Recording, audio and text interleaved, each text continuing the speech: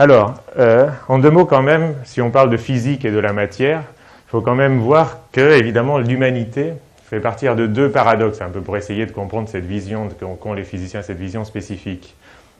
L'un, c'est qu'il y a une longue histoire, en fait, entre l'humanité et la matière. D'accord ? Les hommes, non, et les femmes n'ont pas attendu, évidemment, les physiciens pour maîtriser la matière. Et on parle, et cette maîtrise de la matière était très importante pour la survie même des civilisations. La preuve, c'est on a appelé, en fait, les archéologues ont appelé du nom des différents matériaux qui ont été progressivement maîtrisés, d'accord, les différents âges de l'humanité. On parle d'âge de pierre, l'âge de bronze, l'âge de fer. Là, on ne parle pas trop d'âge du bois. Du bois, bien que ce soit quand même un des premiers matériaux qui a été utilisé, bon, parce qu'il se dégrade assez rapidement, mais c'est quand même un matériau intéressant aussi parce que c'est lui qui a donné le nom de matière. Je ne sais pas si vous savez d'où vient le mot matière, ça vient du latin materia. Et en fait, materia en latin, ça désignait le tronc de l'arbre, qui était la substance en fait qui était la plus adaptée pour faire des charpentes ou des bateaux, d'accord ? Et on appelait ça la mater. En fait, c'est la mère de l'arbre d'une certaine manière, parce que c'est de là que naissent les branches et tout le reste de l'arbre. Donc, vous voyez le lien avec la mère, M-E-R-E aussi, mater. Donc, materia a commencé à désigner cette substance-là, et par extension, que c'était la substance la plus précieuse, a fini par désigner toute substance, et donc la matière. D'accord ? Donc, le bois est quand même un matériau, disons, qui est intéressant, même du point de vue étymologique. Et donc, vous voyez que face à ces milliers et milliers d'années de commerce, dans tous les sens du terme, de l'humanité avec la matière, eh bien, la physique de la matière comme discipline scientifique, ça a une 50aine d'années. C'est tout. Donc, vous voyez que, bon, il a fallu très très longtemps pour arriver à une physique de la matière. Donc, la première question, c'est pourquoi est-ce qu'il a fallu si longtemps ? Alors, on pourrait se dire, bon, il a fallu d'abord qu'il existe une science pour qu'il puisse exister, ou une physique pour qu'il puisse exister une science de la matière. Mais même à l'échelle de l'existence de la science moderne, 400 ans à peu près depuis Galilée, on va y revenir, eh bien c'est quand même assez long. Alors pourquoi est-ce qu'il a fallu aussi longtemps pour développer cette science-là ? Donc ça, c'est un peu la première interrogation un peu naïve. La deuxième qui va avec, c'est pourquoi est-ce que c'est si difficile ? Évidemment, les deux sont reliés. Il a fallu si longtemps parce que c'est si difficile. Alors d'abord, qu'est-ce qu'il faut expliquer ? Eh bien, c'est pas, je disais tout à l'heure effectivement que on associe souvent physique au Big Bang, à des trucs bizarres de mécanique quantique, à des choses plus ou moins, des élucubrations plus ou moins intéressantes là-dessus. Pourtant, la physique de la matière, ce qu'elle essaye d'expliquer, c'est des phénomènes banals qu'on observe tous les jours. Quand vous tordez, par exemple, vous prenez une petite cuillère, vous pouvez la tordre, je parle des mains, je ne parle pas de trucs plus ou moins bizarres, vous prenez vos mains et vous tordez une petite cuillère, ça c'est facile à faire. Si vous prenez un objet en verre et vous essayez de le tordre, ça ne va pas marcher. Donc soit ça plie un tout petit peu, mais ça va casser tout de suite. Donc pourquoi est-ce qu'avec le verre, ça casse et avec le métal, ça ne casse pas ? Première question naïve. Pourquoi est-ce que la glace, ici, vous avez un glaçon qui fond dans l'eau, ici ? Bon, à quelle température ça fond ? On sait que c'est à peu près 0 degré. Pourquoi est-ce que c'est 0 et pas autre chose ? Qu'est-ce qui se passe exactement ? Eh bien, c'est des choses sur lesquelles on continue à faire de la modélisation encore en physique aujourd'hui. Donc, ce ne sont pas des choses qui sont complètement comprises. Troisième petit exemple, donc la sculpture de Joseph Beuys ici, donc qui est toutes ces matériaux. Donc là, c'est de la graisse et c'est vraiment une substance très quotidienne. Pensez au beurre ou au dentifrice, c'est tout ce qu'on appelle la matière molle. Et ces substances-là sont encore moins comprises que l'eau, ici, le glaçon ou même les métaux d'ailleurs. C'est des substances qui ont été complètement négligées par la physique pendant très longtemps et qui ne reçoivent une attention que depuis, on va dire, 20 ans à peu près. C'est le domaine de la matière molle. Et Pierre-Gilles Lejeune, dont vous avez peut-être bien entendu parler, a eu le prix Nobel en 86, je crois. Enfin, à peu près, tout ça, un ou deux années près, 86, pour l'étude de ce type de matériaux-là. Et il y a plein de phénomènes qu'on ne comprend pas, par exemple. Vous voyez que ce genre de matériaux ici, ça ne rentre pas dans les catégories habituelles qu'on apprend à l'école, vous savez, les gaz, les liquides et les solides, quoi. La graisse ou le dentifrice, c'est pas tout à fait solide, vraiment, parce que c'est très facile à déformer, ça coule un petit peu, puis c'est pas vraiment liquide non plus, parce que ça tient à peu près. Vous voyez, c'est tous ces matériaux qui, en fait, représentent la plupart des matériaux qui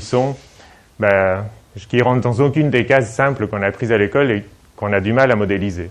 Et donc, vous voyez, en fait, il faut essayer d'expliquer ces comportements qui semblent quotidiens, banals, mais qui, en fait, demandent une physique de pointe et qui sont souvent même aujourd'hui incompris.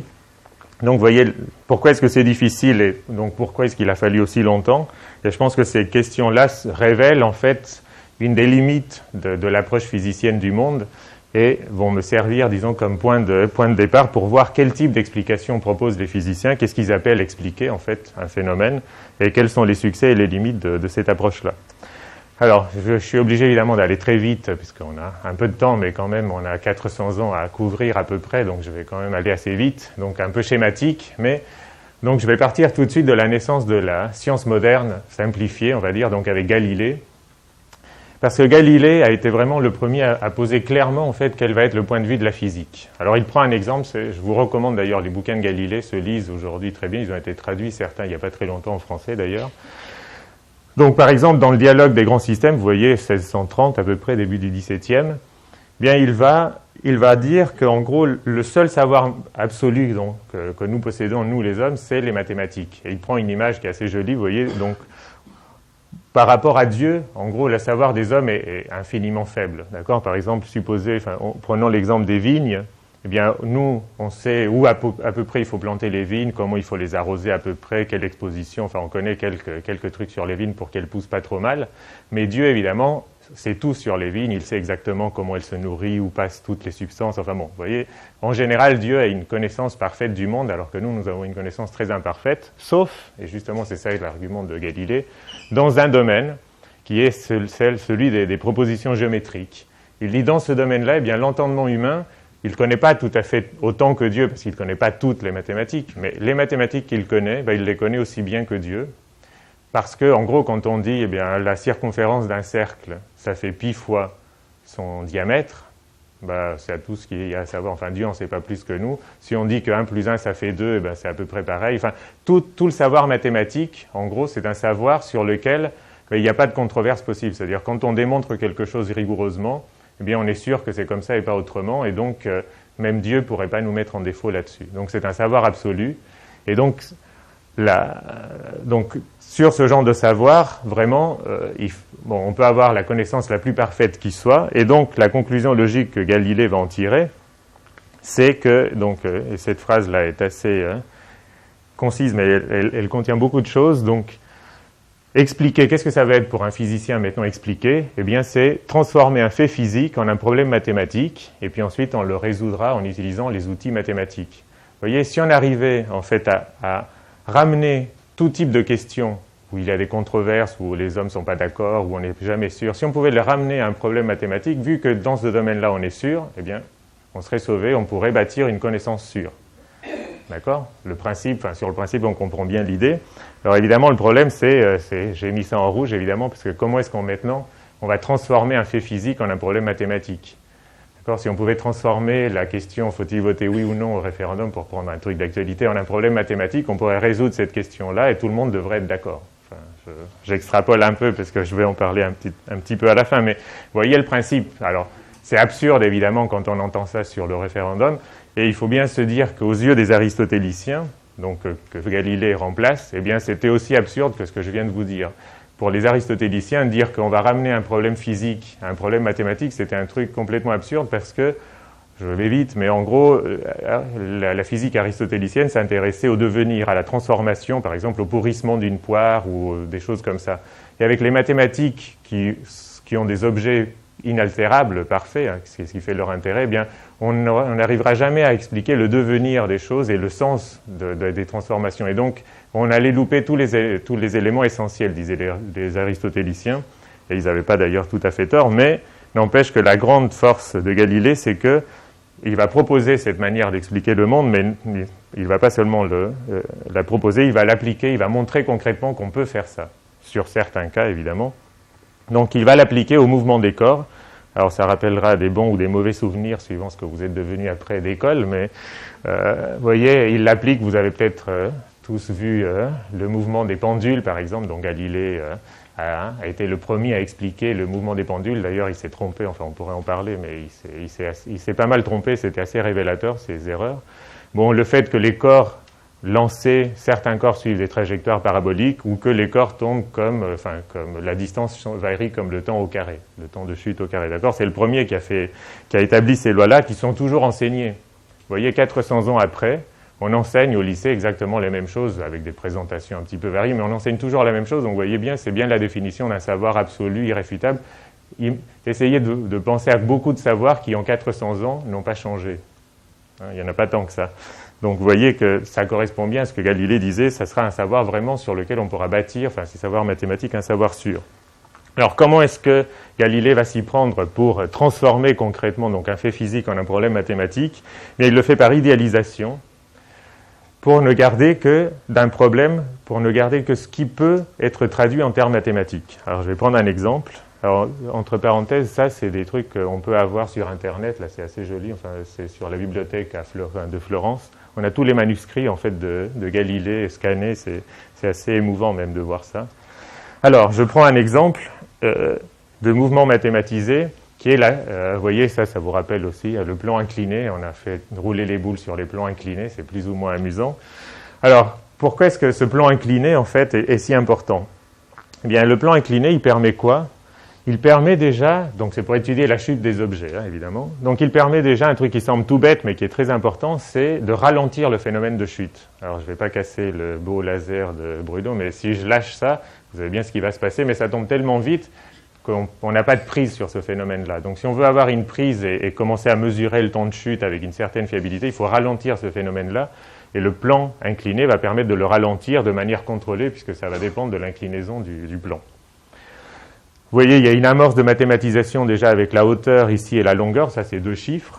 Et puis aussi, le plan incliné va permettre, alors bon, de négliger ou en tout cas de maîtriser un petit peu, et Galilée est très explicite là-dessus, le frottement. Parce que le frottement, donc il dit, il faut prendre des plans inclinés avec des substances très dures, des billes aussi très très dures, parce qu'en gros, le frottement, il est non mathématisable facilement, et d'ailleurs aujourd'hui encore on fait des recherches pour essayer de mathématiser le frottement, c'est pas encore gagné, parce qu'il dépend de la forme exacte de la boule, de la texture, de la densité, de la vitesse, de plein de trucs, et c'est trop compliqué en gros pour faire des mathématiques simples. Et Galilée, vous voyez, il veut ramener des choses à des mathématiques simples, parce qu'il a des mathématiques assez élémentaires d'ailleurs à son époque, et donc, ce plan incliné va lui permettre de maîtriser ça. Je passe un peu vite, mais on peut en discuter. Et du coup, et ça, c'est aussi assez joli. Enfin, je crois que c'est vraiment la première fois qu'on a cette confrontation. Je vous parlais du monde réel et du monde mathématique, qui a priori sont assez distincts. D'accord ? Mais là, vous avez une première connexion, une première petite connexion qui se fait entre ces deux mondes, un peu, vous voyez, comme une première connexion entre deux civilisations, d'une certaine manière. Vous voyez ? Donc, c'est un manuscrit de Galilée. Et donc, ça, c'est la représentation du plan incliné. Supposez que la boule, elle roule ici à droite.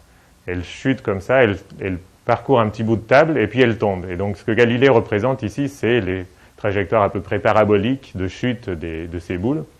Et donc, vous voyez ici, il mesure la distance qu'a parcouru la boule sur le horizontal ici. Donc vous voyez les chiffres qu'il reporte ici. Et ça c'est des chiffres expérimentaux. C'est-à-dire, le monde parle. Il dit, voilà, si je lance ma boule de telle hauteur, ben voilà ce que je mesure, voilà le monde réel. Et la confrontation, donc j'ai grossi un petit peu ici, on trouve ici, c'est marqué Doveria. Donc ça devrait, d'après mes calculs, en fait, vous voyez, il mesure 1340 et ça devrait être 1330. Donc ça montre qu'il arrive à faire des calculs, je ne vais pas vous les faire, mais bon, c'est des mathématiques relativement simples. Eh bien, il arrive à prédire avec ces mathématiques que ça devrait être 1330 et il peut comparer ça au monde réel, ça marche assez bien. Et donc, il dit, eh bien voilà, là on a une première connexion.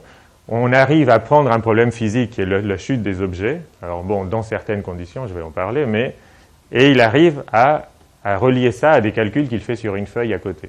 D'accord ? Et donc c'est vraiment la première fois ici qu'on montre que ce monde mathématique est vraiment un instrument, une sorte d'outil d'exploration du monde qui peut être pertinent et qui peut être utile. Et donc en fait, ce que Galilée invente, et ça c'est quelque chose qui est toujours valable aujourd'hui, c'est le laboratoire. En fait. Et c'est dans le laboratoire, justement, qu'on va pouvoir transformer le fait physique en un problème mathématique. Enfin, ou qu'on voudrait, en tout cas, qu'on essaye de, justement, par idéalisation. Que va faire Galilée, donc ? Vous voyez, on est dans le monde, ici. Il y a plein de mouvements. Il y a des boules qui tombent, mais il n'y en a pas beaucoup, quand même, des boules qui tombent dans le monde réel. Bon. Mais il y a aussi, des oiseaux, des chevaux, etc. Bon, Galilée, tout ça, il ne peut pas en faire grand-chose. Donc, qu'est-ce qu'il va faire ? Il va juste isoler quelques-uns de ces mouvements-là, d'accord ? Il ne prend pas tous les mouvements, déjà il fait un choix. Je ne sais pas si vous voyez bien en bas, peut-être pas. Donc il simplifie, donc il choisit déjà, et en plus il simplifie, c'est-à-dire qu'il essaye de s'affranchir de ce qui n'est pas très facilement mathématisable, c'est-à-dire les frottements. Et là on passe au laboratoire, et à ce moment-là, sur cette simplification, il va pouvoir faire des calculs et donc expliquer, au sens de Galilée, ramener un problème mathématique. Évidemment, le but, c'est quand même pas de rester juste dans le laboratoire, et c'est encore aujourd'hui un des soucis des chercheurs, c'est essayer de revenir dans le monde. Alors ça va être un monde un peu différent, du coup, parce que ce qu'on va appeler des applications, il faudrait mettre quelques guillemets là-dessus, c'est fort de ce savoir-là mathématique, qu'est-ce que je peux dire et comment est-ce que je peux changer le monde et trouver des applications. Eh bien, vous voyez par exemple l'exemple du pendule. Galilée montre, on va simplifier, que les oscillations du pendule sont isochrones, c'est-à-dire qu'un pendule oscille de manière régulière, on va dire. Eh bien, il dit, avec ça, on pourrait faire des horloges. Grâce à ça. Et effectivement, bon, c'est pas lui, parce qu'il s'était trompé, c'est Huygens, mais enfin bon, disons, sur ce principe-là, on va faire des horloges. Il dit aussi, je sais maintenant calculer le mouvement de mes boules et je connais les trajectoires paraboliques. Donc, il va essayer de se faire financer par les princes qui sont très intéressés plus que par le mouvement des pendules, par le mouvement des canons et des boulets de canon, évidemment. Mais il se trouve que dans ce domaine-là, Galilée va rien arriver à faire d'intéressant et ça n'intéressera personne, ces travaux-là, enfin les artilleurs en tout cas, pendant plusieurs dizaines d'années. Pourquoi? Parce que, évidemment, quand vous balancez un boulet de canon, le frottement de l'air est quand même très très important et vous change complètement les données. Et donc, à ce moment-là, le savoir du laboratoire est complètement non pertinent pour la pratique. D'accord? Si vous calculez la trajectoire du boulet de canon et où c'est qu'il va arriver avec les équations de Galilée, vous tombez sur un truc complètement faux par rapport à la réalité. Donc vous voyez que, bon, il y a des limites aux applications du laboratoire. Pourquoi? Parce qu'on est passé dans ce monde idéal où on a enlevé le frottement, mais du coup, on ne peut pas le rattraper aussi facilement que ça. Et puis, dernière limite qui est aussi intéressante, si on parle de vulgarisation aujourd'hui, puisque Bruno y a fait allusion, c'est que tout de suite, on va s'éloigner des Galilée. En fait, il n'y a pas besoin d'aller jusqu'à la mécanique quantique ou à des trucs bizarres, du savoir commun. C'est-à-dire que dans la mécanique de Galilée, vous voyez la mécanique que va développer Galilée, eh bien, il n'y a pas de frottement. Donc, par exemple, si vous prenez un objet et que vous le lâchez, ou que vous le poussez, j'oublie la gravitation pour le moment, vous le poussez, eh bien, dans le monde de Galilée, l'objet ne va jamais s'arrêter. C'est le principe d'inertie qui est enseigné aussi à l'école de manière un peu sauvage. Enfin, on pousse un objet et il ne s'arrête jamais dans le monde de Galilée. Alors que la physique d'Aristote, pour faire bouger un objet, il faut continuellement lui appliquer une force. Si vous arrêtez d'appliquer une force à un objet, il s'arrête dans la physique d'Aristote. Et ça semble bien évident pour notre savoir commun, c'est évident que c'est comme ça que ça se passe. Parce que dans notre monde, il y a du frottement et on ne peut pas s'en affranchir, sinon notre monde n'existerait pas sans frottement. Donc vous voyez que dès Galilée, en fait, pour pouvoir rendre les mathématiques pertinentes, on va être obligé d'aller dans le laboratoire et de s'éloigner du savoir commun. Et évidemment, ça ne s'est pas amélioré depuis. Et bon, si on est obligé de faire ce qu'on appelle de la vulgarisation de la physique, c'est en grande partie à cause de ça. C'est qu'il y a un fossé entre là, et il ne s'est pas vraiment refermé depuis. Surtout que vous savez que cette approche mathématique, donc que Galilée a été le premier à mettre en valeur et en pratique, ça n'a pas arrêté là, évidemment, et donc on connaît tous la gravitation universelle de Newton, donc 1680, c'est pas beaucoup de temps après Galilée. Donc Newton, qu'est-ce qu'il va faire? Eh bien, il va transformer un autre fait physique en un problème mathématique, c'est le mouvement des astres dans le ciel. Donc, il va s'appuyer sur les observations très précises de Tycho Brahe qui venaient d'être faites. Et comment est-ce qu'il va mathématiser lui? Alors bon, lui, il a de la chance d'une certaine manière, il n'y a pas de frottement, pratiquement complètement négligeable pour les planètes, donc ça tombe bien. Et donc, il va, lui, pour ramener ce problème-là à un problème mathématique, il va déjà, par exemple, prendre une planète, pour lui, il va réduire ça à un point, d'accord, qui ne va avoir que deux caractéristiques, ça tombe bien, c'est des chiffres, enfin des valeurs mathématiques, la masse et une position, d'accord? Donc ça, c'est deux chiffres, je suis déjà dans les maths là. Alors évidemment, je néglige plein de trucs sur mes planètes, mais bon, il se trouve que pour les calculs que va faire Newton, c'est relativement fiable. Ensuite, il dit, eh bien, entre ces deux points-là, il va s'exercer pour comprendre le mouvement. Je vais dire, le mouvement dépend de forces, et ces forces-là, Newton va arriver à les exprimer mathématiquement aussi par la formule, bon, je ne vais pas détailler, mais il arrive à relier la force qui s'exerce entre deux planètes aux caractéristiques mathématiques qu'il a données à ces points. Ça, c'est bien aussi. Et il dit ensuite, le mouvement, ça va dépendre de la force. Si une planète attire fortement l'autre, ça va la faire bouger plus vite, etc. Et donc ça, il y a aussi une équation mathématique ici. D'accord? Et donc, une fois que vous avez écrit ça, eh bien, après, si vous connaissez la position des planètes à un moment donné, que vous connaissez toute leur masse et toutes donc les positions, tous les R ici, eh bien, vous pouvez calculer toutes les forces et donc tous les mouvements, et vous recalculez les forces, etc. Par des trucs mathématiques, vous arrivez à prédire bah, si aujourd'hui Saturne est à cet endroit-là dans le ciel, bah, dans un mois, il va être à quel endroit, dans 3 mois, etc. D'accord ? Et donc, vous pouvez calculer comme ça la trajectoire des planètes, et les gens vérifiaient, effectivement, c'est ça qui a fait le grand succès, évidemment, de Newton, c'est qu'on intégrait ces équations-là, et on voyait que bah, si on prévoyait la position de Saturne dans 6 mois à tel endroit, eh bien, on l'observait, ça comptait bien. Donc, encore, on avait fait une liaison entre ce monde de papier, et de crayon et papier, il n'y a pas d'ordinateur à l'époque, hein, où on écrivait comme ça, on essayait de résoudre ces équations, d'ailleurs, c'était des trucs très, très difficiles à faire à l'époque, des calculs très longs et fastidieux.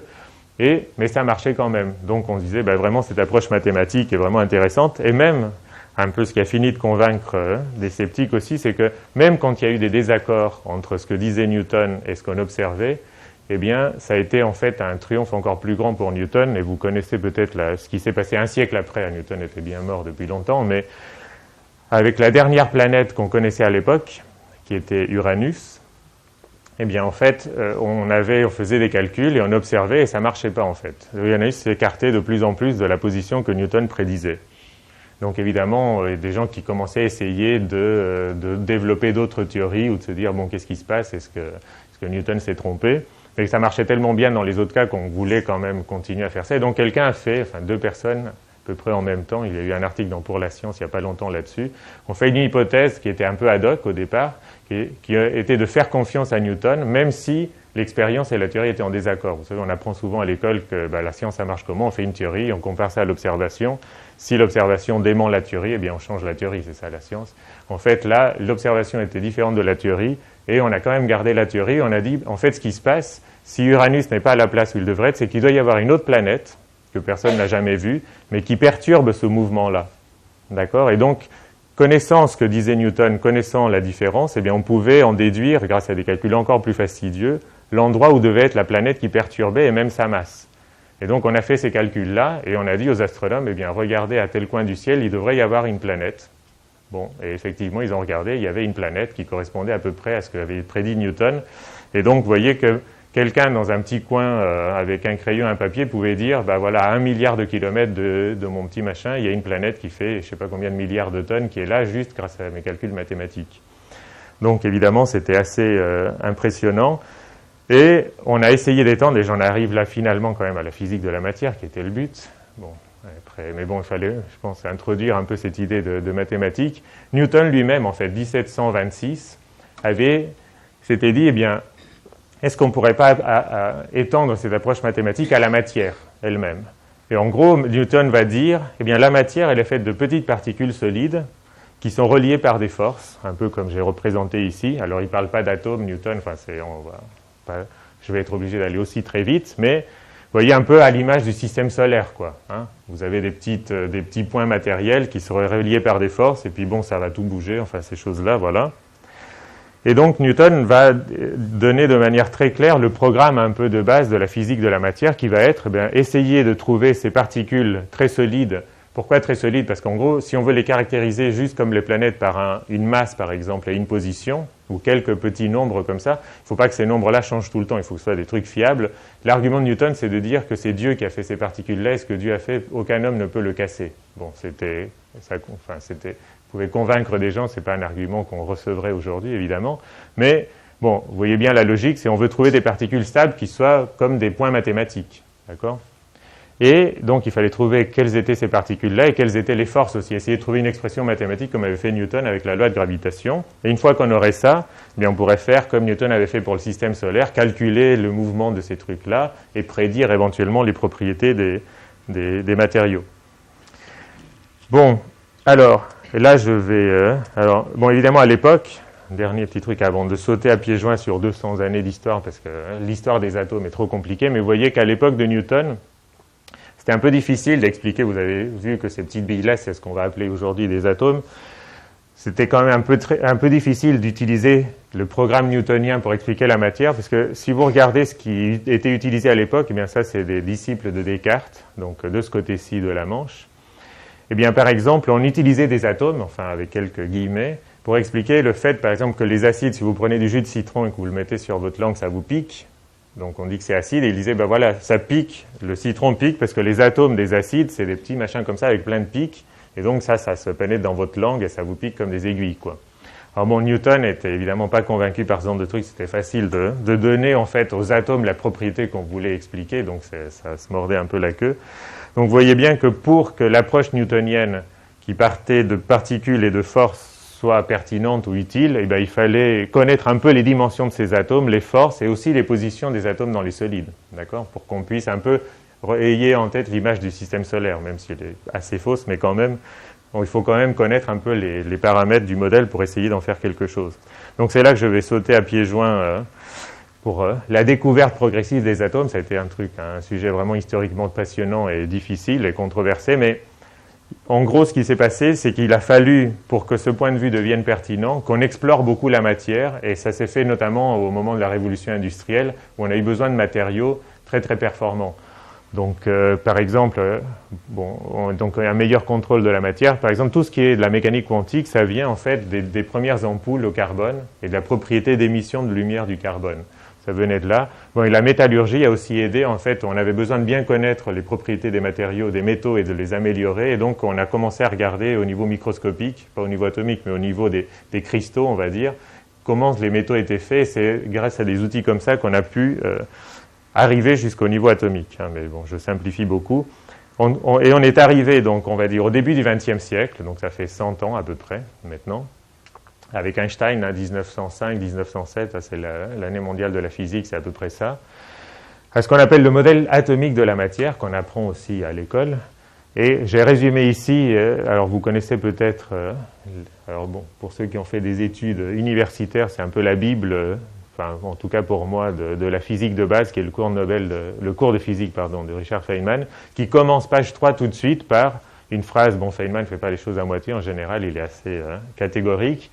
Il dit, si on devait garder une seule phrase de toute la connaissance qui a été accumulée par l'humanité depuis que l'humanité existe, quelle serait la phrase qui aurait le plus d'informations par mot, quoi, en gros? Et ça serait, d'après lui, que toutes les choses sont faites d'atomes, donc des petites particules qui se déplacent en mouvement perpétuel, qui s'attirent quand elles sont proches et qui se repoussent si on veut trop les rapprocher.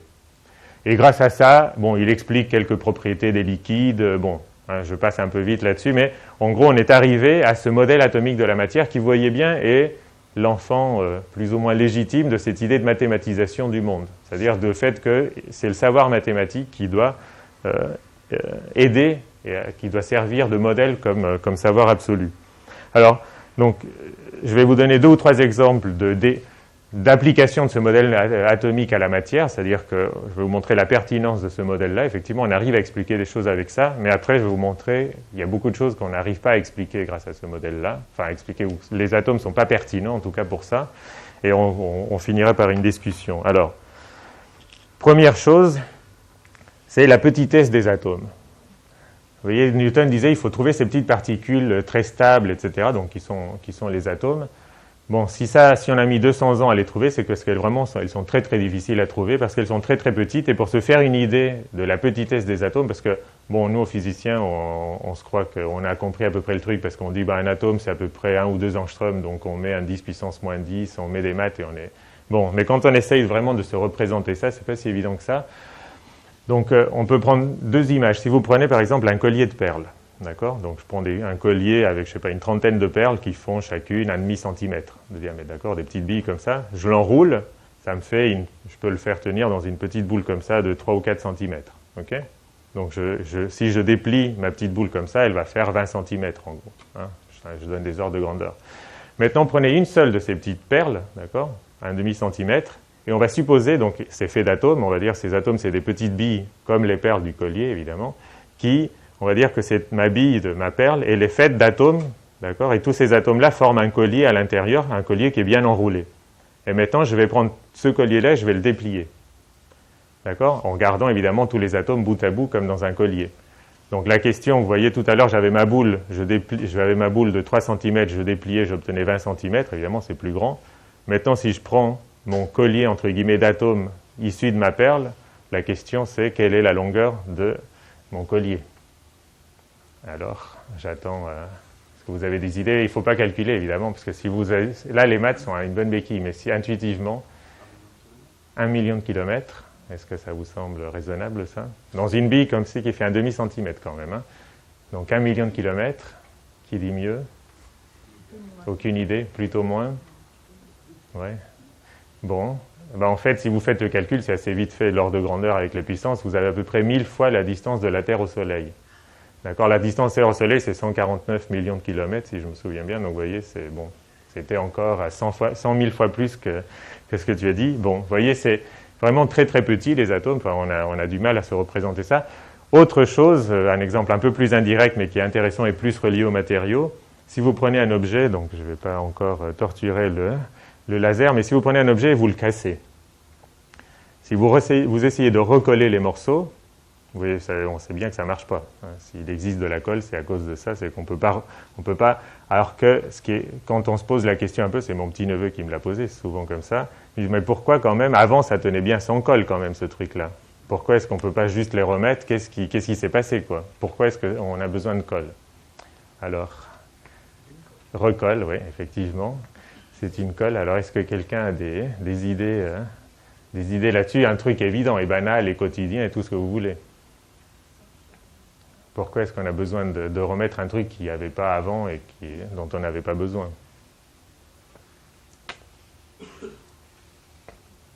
C'est des forces qui tenaient les atomes ensemble. Oui, c'est des forces qui tenaient effectivement les atomes ensemble. Il n'y avait pas besoin de colle, c'était des forces entre les atomes. Mais pourquoi est-ce qu'on ne peut pas... Les forces existaient toutes seules, on va dire. Elles sont inhérentes aux atomes, quoi. Donc les atomes sont bien là, pourquoi est-ce qu'on ne peut pas recoller? La distance est trop grande. Ouais, la distance est grande, mais si, ouais, on va y arriver. Là, il y a des physiciens dans la salle, je vois, mais mais c'est pas tout à fait la réponse. Mais on sent la réponse un peu du physicien. Mais bon, pourquoi est-ce que effectivement, non, mais ça, c'est exactement ça le problème, c'est-à-dire que ces forces-là, vous vous rappelez de la phrase de Feynman, c'est-à-dire les atomes s'attirent lorsqu'ils sont assez proches, d'accord? Mais ils sont assez proches, ça veut dire assez proches, c'est à peu près de la distance d'un atome. Hein. En gros, c'est cet ordre de grandeur-là. Donc la question, c'est pourquoi est-ce qu'on ne peut pas les rapprocher? En fait, si on arrivait à rapprocher les atomes exactement de cette même distance-là, ça recollerait en fait. Alors pourquoi est-ce qu'on ne peut pas les remettre à cette même distance-là? Même comme ça, ils sont quand même alors on va dire simplement 10 fois la distance de la Terre. Non, bah, c'est-à-dire si on presse vraiment fort, il n'y a aucune raison on peut les faire se rapprocher a priori. Enfin, oui. Ouais, alors là, c'est une première réponse. Effectivement, quand on casse le truc, il y a des petits bouts qui partent toujours. Mais alors? Oui, évidemment, je donnais un peu la réponse avec ça, évidemment. Mais il faut savoir l'intérêt. Mais il y avait une réponse, non? Au bout? Alors pourquoi est-ce qu'il se repousserait après et pas avant? Parce que les forces se seraient arrangées autrement. Non, c'est toujours les mêmes atomes, en fait, a priori. Hein? Donc les atomes, ils gardent toujours les mêmes forces. Comme il y a une cassure, donc il y a une cassure dans les attirances. Non, parce qu'en fait, quand vous cassez, effectivement, bon, les atomes s'attirent, mais bon, alors l'attraction entre les atomes, on va le voir, c'est compliqué, mais en gros, il suffit de les rapprocher et tout de suite, c'est un peu comme quand vous prenez deux charges électriques. D'accord? Si vous prenez deux charges électriques, vous les rapprochez et ça attire, ou deux aimants. Voilà, c'est plus simple. Vous prenez les aimants et ça attire. Vous les décollez, mais si vous les rapprochez de nouveau, ils vont se réattirer. Donc ça ne s'use pas, ce truc-là, en fait. C'est un truc qui... D'accord? C'est pas comme un ressort qu'on aurait cassé et qui ensuite n'existerait plus. Il y aura toujours des molécules entre deux. Alors, bah, si on arrive à les rapprocher suffisamment, il n'y aura pas vraiment d'air, en fait. Alors, c'est un peu vrai, c'est-à-dire... Alors, bon... Ouais, alors il y a les états de surface de tout à l'heure, il y a des poussières, donc j'en ai représenté un petit peu là. Alors, en fait, la réponse est, bon, vous l'aviez, en fait, ce qui se passe, c'est qu'on n'arrive pas à rapprocher les atomes suffisamment. Alors, pourquoi est-ce qu'on n'y arrive pas? Alors, bon, effectivement, il y a des petits bouts qui cassent, donc ça va déformer un peu, vous voyez, le profil. Disons, si je regarde maintenant mes deux objets que j'ai cassés, si je regarde ça au microscope, en fait, c'est très vallonné, c'est très montagneux d'une certaine manière, le profil. C'est très irrégulier, ça ne casse pas suivant une ligne droite. D'accord? Donc, si on veut arriver à remettre les objets, à ce que tous les atomes soient vraiment les uns à côté des autres, il faut arriver à les re-emboîter. Donc, j'ai fait une petite image ici, comme des Legos. Prenez des Legos. D'accord? Vous faites un mur en Lego et vous cassez ça. Si vous remettez exactement le même mur en face, bah, le Lego va se remettre et bon, ça marchera bien. Mais imaginez que vous perdiez une petite brique de Lego par-ci par-là, bon, à la limite, mais même, donc ça, effectivement, ça va rendre il n'y aura plus que quelques briques par-ci par-là qui vont s'ajuster et le mur va moins bien tenir. Mais il y a même un autre problème que ça, même si vous ne perdiez aucune brique, et s'il n'y avait aucune molécule qui venait perturber l'ensemble, parce que ça arrive aussi. C'est-à-dire, vous pouvez faire l'expérience dans l'ultravide, les physiciens l'ont fait, où aucune perturbation. Même avec ça, c'est très difficile. Pourquoi? Parce que c'est ce que j'ai expliqué là, c'est toujours cette échelle atomique. Si vous reprenez l'image du Lego, mais vous savez, en gros, l'échelle qu'il faut avoir, dans un Lego, ça fait 1 centimètre, on va dire. L'échelle qu'il faut avoir en tête, c'est imaginer que, vous savez que l'Amérique du Sud et l'Afrique étaient emboîtées il y a quelques millions d'années. Eh bien, supposez que l'Afrique et l'Amérique du Sud soient faits en Lego, et en gros, il faut aller emboîter au Lego près, c'est-à-dire au centimètre près, les 2 continents. D'accord? C'est le même rapport entre la dimension du continent et la brique de Lego qu'entre un petit bout de craie, on va dire, d'1 centimètre et un atome. Donc, même si vous gardez exactement le même profil, que vous ne perdez pas d'atome ni rien, mais il faut vraiment emboîter, tomber pile dessus, et vous voyez les échelles, c'est pratiquement impossible à faire. Mais, bon, les physiciens l'ont fait dans l'ultravide avec du graphite, par exemple, c'est-à-dire c'est un matériau qui, on sait, casse de manière complètement plane. À ce moment-là, vous pouvez le faire casser, vous le remettez, il se recolle aussi bien qu'avant, vous n'avez pas besoin de colle ni rien, en fait. Donc les atomes ne s'usent pas, enfin, ça pourrait marcher, mais si ça ne marche pas, c'est que les atomes sont trop petits, d'une certaine manière. D'accord? Donc si vous pouvez, sinon, oui?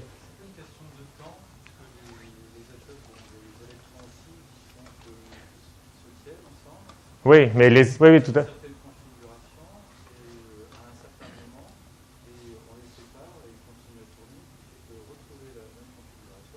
Non, mais oui, tout à fait. Ça pourrait être un problème, mais le truc, c'est que les électrons vont tellement vite qu'en gros, ça prend des millionièmes, enfin des millièmes de milliardièmes de seconde, en gros, aux électrons pour se réarranger comme il faut et venir se recoller. Si les électrons étaient très lents, mais bon, je ne vais pas trop rentrer dans les détails parce que c'est peut-être un peu technique comme question, mais si les électrons étaient très lents, ça pourrait être le cas. Mais là, vraiment, les électrons sont très obéissants et très rapides, ça marche bien, c'est pas ça le problème.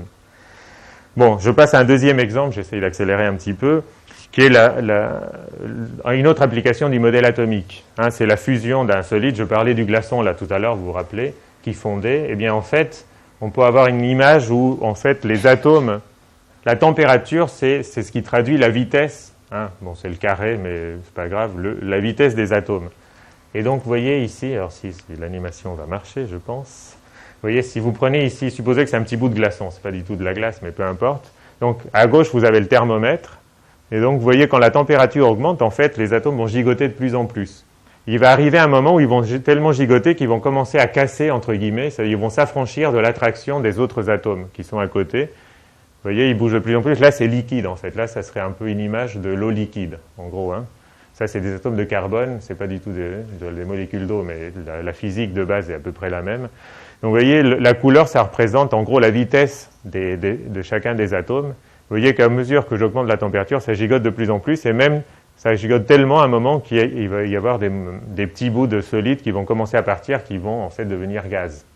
D'accord? Et c'est ça l'image que les physiciens se font aujourd'hui de cette transition solide, liquide, gaz, grâce à ces petits atomes comme ça. Donc vous voyez, bon, ça commence à... Voilà, il y en a 2 qui sont partis, etc. Enfin bon, voilà. Donc ça nous permet aussi d'avoir une image de ce qui se passe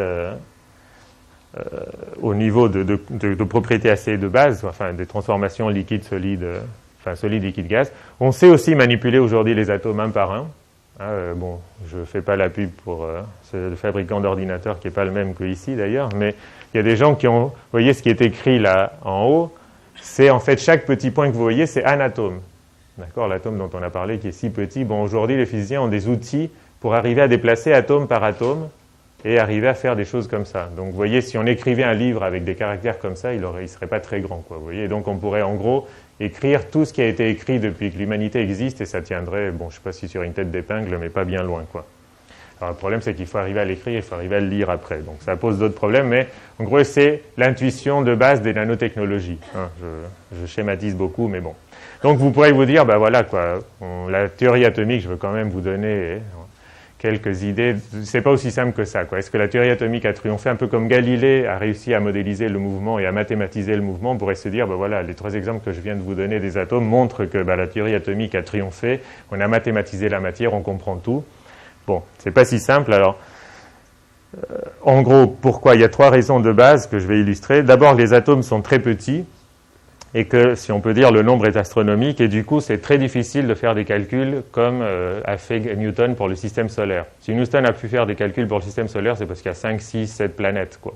S'il y en avait eu dans un petit bout de solide, vu la petitesse des atomes, il y en a des milliards, et donc c'est impossible de faire des calculs avec ça, même avec les ordinateurs, en gros.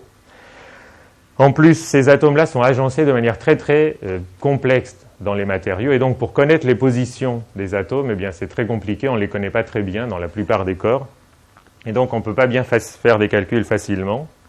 Et puis troisième raison, les atomes, en fait, vous voyez, vous vous rappelez, Newton avait besoin de simplifier une planète en disant qu'une planète c'est une masse et une position, c'est juste deux nombres. Et donc il disait il faut que ce soit des petites billes dures, simples, et bien en fait les atomes c'est pas comme ça. Et donc ça va compliquer beaucoup les choses. Et du coup, je vais vous donner des exemples. Le niveau atomique, c'est pas que les atomes n'existent pas. Les atomes existent, les physiciens les ont montrés. Enfin bon, on est convaincus de ça. Il y a pas de, c'est pas la question. C'est juste, c'est pas que c'est pas vrai, c'est que c'est pas pertinent toujours pour comprendre les propriétés des matériaux. C'est pas le bon niveau. Alors, des petits exemples, c'est pour vous donner des images aussi. Quand vous tordez votre petite cuillère, si vous regardez au niveau atomique, ce qui se passe. Eh bien, vous voyez qu'en gros, à gauche, là, avant que la cuillère soit tordue, vous aviez un arrangement. Alors ça, ici, je représente un tout petit bout de la cuillère, évidemment. Et bon, l'arrangement atomique à 3 dimensions, c'est comme ça. Donc ça, c'est fait avec un ordinateur. C'est des simulations. Eh bien, quand vous tordez, mais en fait, chaque atome, en gros, va bouger dans une direction donnée. Pas tout à fait, mais tous les atomes ne vont pas faire exactement le même mouvement. Et du coup, il va y avoir des mouvements un peu dans tous les sens et ça va être très très compliqué à comprendre. C'est un vrai labyrinthe, ce qui se passe à l'intérieur de chaque matériau quand vous le perturbez un peu. Et donc, c'est très difficile à comprendre. Si vous regardez, quand vous déformez un cristal, là, ici, on n'a représenté que les atomes qui avaient bougé un petit peu de place.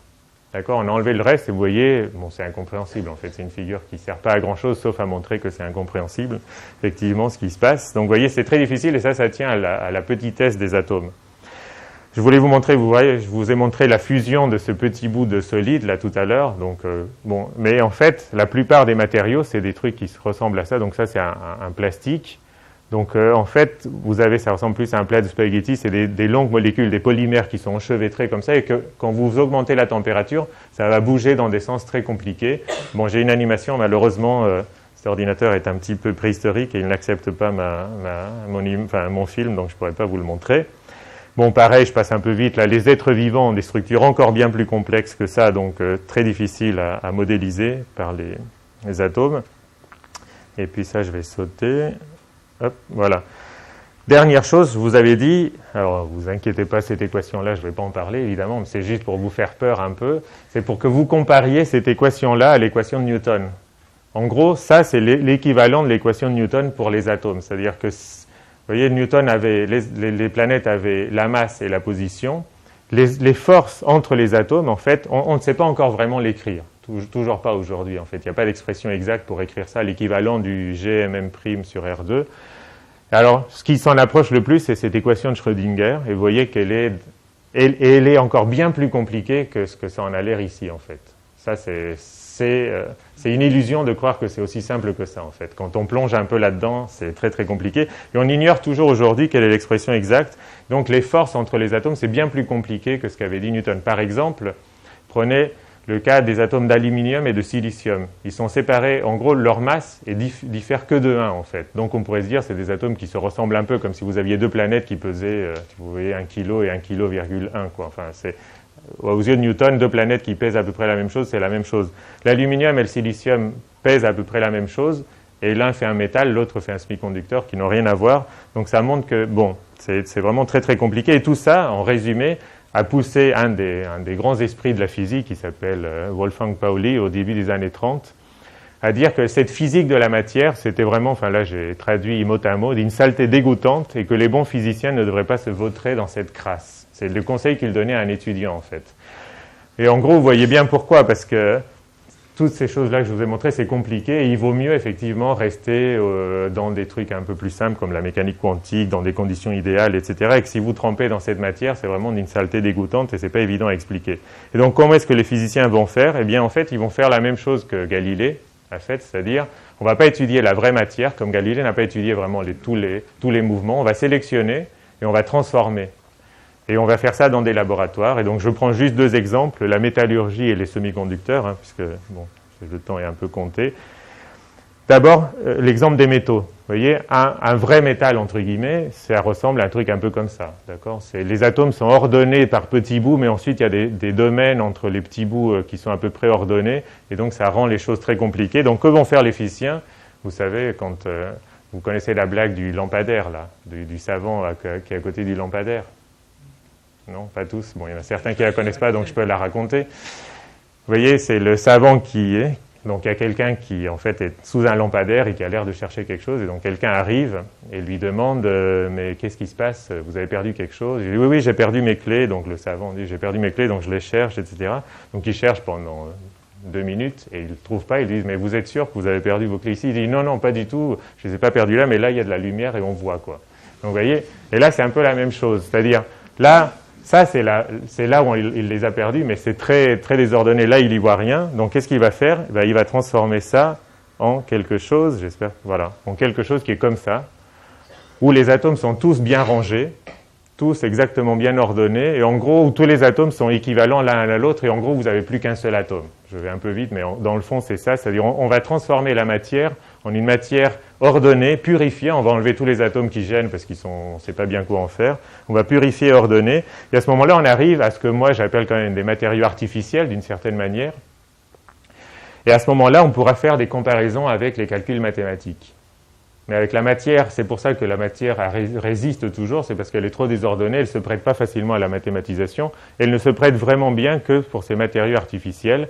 Et à ce moment-là, vous voyez, vous reconnaissez évidemment le même schéma ici que pour Galilée, il va y avoir des applications de ce savoir de laboratoire, mais souvent, il va y avoir des limites parce que les matériaux qu'on va purifier comme ça vont être chers, et donc pas faciles à faire commercialiser. Donc c'est les militaires, c'est l'espace, enfin des applications de pointe comme ça, mais pas forcément pour tout. Et donc ça, c'est l'exemple de la métallurgie, et je donne l'exemple exactement contraire, et qui est l'exception qui confirme la règle, à mon avis, de l'électronique. Parce que l'électronique, c'est vraiment le triomphe de la physique de la matière, de cette approche mathématique. En fait, c'est vraiment ce qui montre la puissance de l'approche mathématique. Parce que les semi-conducteurs qui sont à la base de toute l'électronique, eh bien les semi-conducteurs eux-mêmes sont d'abord une prédiction théorique qui vient de la mécanique quantique avant d'être vraiment des matériaux reconnus comme tels. C'est un théoricien des États-Unis, Alan Wilson, en 1931, qui, avec des calculs de mécanique quantique, a dit qu'il doit y avoir des corps dont la conduction est intermédiaire entre celle des isolants et celle des métaux. Et donc ça a intéressé beaucoup, bon, je raccourcis un peu l'histoire, des ingénieurs de la Bell Labs, donc qui faisaient de la téléphonie, pour amplifier les signaux électriques. Parce que si vous avez un matériau qui est flexible, vous pouvez peut-être l'utiliser pour amplifier des signaux électriques. Et ça, c'était important pour eux, pour amplifier le téléphone. Et donc, ils essayent d'utiliser ces semi-conducteurs pour faire des amplificateurs, et ça ne marche jamais, en fait, bien qu'ils aient vraiment les meilleurs physiciens et les meilleurs ingénieurs à l'époque. Et en fait, ce qu'il a fallu attendre, c'est la Deuxième Guerre mondiale et la très grande purification du silicium qui était utilisée pour faire des radars, en fait. Et à ce moment-là, on a purifié le silicium, on l'a transformé, comme j'ai dit tout à l'heure, là, on a un matériau vraiment ordonné. D'ailleurs, les atomes que je vous ai montrés là, c'était des atomes de silicium et pas des atomes métalliques. Et à ce moment-là, les calculs que pouvaient faire les théoriciens allaient coller avec les propriétés des vrais matériaux, et on pouvait dire, ben voilà, pour faire un amplificateur, il me faut une jonction NP, enfin je dis n'importe quoi, enfin c'est tel semi-conducteur avec tel semi-conducteur, etc. Et à ce moment-là, je peux calculer avec la mécanique quantique quelles vont être les propriétés des matériaux. Eh bien, il a fallu attendre ça, donc il a fallu vraiment attendre une purification très drastique de la matière, donc une matière artificielle d'une certaine manière, pour que l'approche de la physique soit puissante. Et le hasard a voulu que le silicium soit très facile à purifier et pas cher, quoi. Si le silicium avait été cher à purifier comme beaucoup d'autres matériaux, il n'y aurait peut-être pas d'ordinateur, même comme celui-là, d'ailleurs, ce soir. Et en fait, pour avoir une idée aussi, je pense que les images, c'est intéressant, c'est la Bell Labs utilisait l'image suivante, c'est que, en gros, le silicium doit être aussi pur que, en gros, une pincée de sel dans 35 wagons de sucre. C'est-à-dire, vous prenez 35 wagons remplis de sucre, il ne faut pas qu'il y ait une pincée de sel à l'intérieur de ce truc-là, sinon les semi-conducteurs n'ont pas les caractéristiques voulues. Il faut vraiment, on travaille aujourd'hui avec des semi-conducteurs qui sont purifiés à des ppm, ça s'appelle, c'est-à-dire des parties pour millions, c'est-à-dire vraiment très, très, très, très purifiés. Et d'ailleurs, quelques mois après, quand on a fait les premiers transistors à la Bell, quelques années après, tous les transistors tombaient en panne, en fait. Ils n'étaient pas fiables du tout, et la Bell a failli même fermer à cause de ça. Ils n'arrivaient pas à trouver la panne, ils n'arrivaient pas à trouver ce qui se passait, qui faisait tomber en panne tous les transistors, et en fait, ils ont trouvé l'explication à la fin, c'est que, parce qu'ils ont regardé tout ce qui avait changé, et la seule chose qui avait changé, c'était les poignées des portes pour rentrer dans les ateliers. Et en fait, ils avaient remplacé ça par des poignées de porte en cuivre. Et les gens, quand ils ouvraient la porte pour rentrer dans l'atelier, ce qui était assez logique. Mais le fait de toucher la poignée, ils emportaient avec eux quelques atomes sur leurs doigts. Et ensuite, ils touchaient les transistors. Et ces atomes-là, ça suffisait à casser les caractéristiques, à dépurifier d'une certaine manière les transistors. Et donc aujourd'hui, on travaille dans des salles blanches complètement protégées, etc., dans un environnement très contrôlé pour ne pas avoir affaire à ça. Donc je finis en vous donnant quelques frontières aujourd'hui qui viennent de ça, de la physique de la matière. En gros, j'ai un peu travaillé dessus, j'ai quelques transparences si vous voulez discuter de ça. Donc la matière désordonnée, c'est une des frontières de ça. Les calculs ab initio, c'est pas un très bon titre. En fait, c'est en gros l'équation de Schrödinger, je vous ai montré tout à l'heure, c'est-à-dire cette équation compliquée qui est l'équivalent de Newton. Bien aujourd'hui, avec des ordinateurs puissants, on arrive à peu près à calculer ça et on arrive à mathématiser un peu la matière. C'est-à-dire on arrive à dire, si vous prenez un atome qui a 14 électrons, et bien voilà les propriétés que ça va avoir ce matériau-là. Donc on arrive un peu à ce rêve de Newton de mathématiser la matière aujourd'hui grâce aux gros ordinateurs.